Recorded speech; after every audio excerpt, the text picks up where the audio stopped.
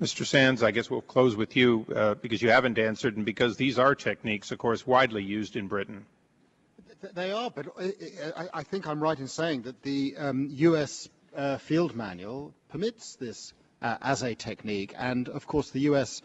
Field Manual, which governs military interrogations, is an extremely sensible document. It has broad support across the spectrum politically. It has been followed in many other countries around the world. It does not exclude those types of questioning techniques subject to the limitations in terms of family members and related issues. And it is, of course, the basis for a vote, I believe, in both this House and the other House in relation to new legislation which, very sadly, I have to say, the President vetoed just a month and a half ago. And I think it's important to point out, sir, that decisions that are taken by the President, such as vetoing legislation which would prohibit the use of waterboarding, is watched around the rest of the world. It was the subject of intense media attention in the United Kingdom, and I can go further than that. I wear two hats. I'm an academic, but I'm also a practicing lawyer. The area of work that I do is advising foreign governments.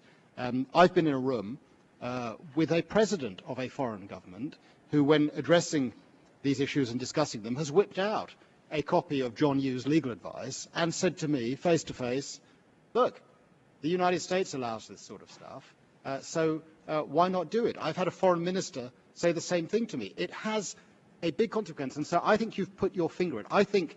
The United States has a terrific leadership role. It can do better than that. It leads the world in these issues, and it needs to find a way to come back to that leadership role. Well, hopefully, as an academic, you suggested to that head of state that he not believe a lawyer. Thank you. The time of the gentleman has expired.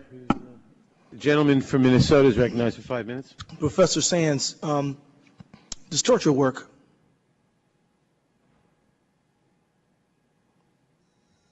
That's a very general question. Of course it is. I have spoken, I've never personally engaged in torture, so I've got no first-hand experience of knowing whether or not it does work. What I have just engaged in is a year and a half of examining the aggressive interrogation of one man at Guantanamo. I obtained professional medical advice, coming back to this question of was he tortured or not, and the conclusion which is set out in the book is that if you ask 12 clinical psychiatrists whether this man was tortured, all 12 would say he was, because of the severe mental pain and suffering that he suffered over a 54-day period. I know, to the best of my abilities to find out, that in the case of what happened to that man, who was potentially thought to be the 20th hijacker and therefore a serious individual, it produced nothing meaningful.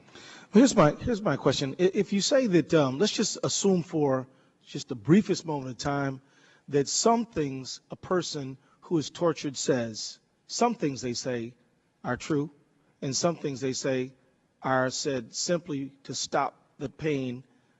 How do you determine which are true and which are just statements that are false, but just to give the torturer some answer to make them stop? You can't. There is no way to do that. And the experience with Khalid Sheikh Mohammed, of course, who has owned up to everything under the sun, establishes the absurdity of going down that route. It is simply impossible to know which of the multitude of things that man has now confessed to having done is or is not true, and there is no way to find it out. And the difficulty, of course, is that the disinformation then leads the interrogator and the state that is supporting the interrogation to perhaps exclude other avenues of investigation to determine the true facts. So it is not an approach, for that reason also, that is useful. I think it's clear that it doesn't work. The British view is it doesn't work. You must never do it, and never means never. Now,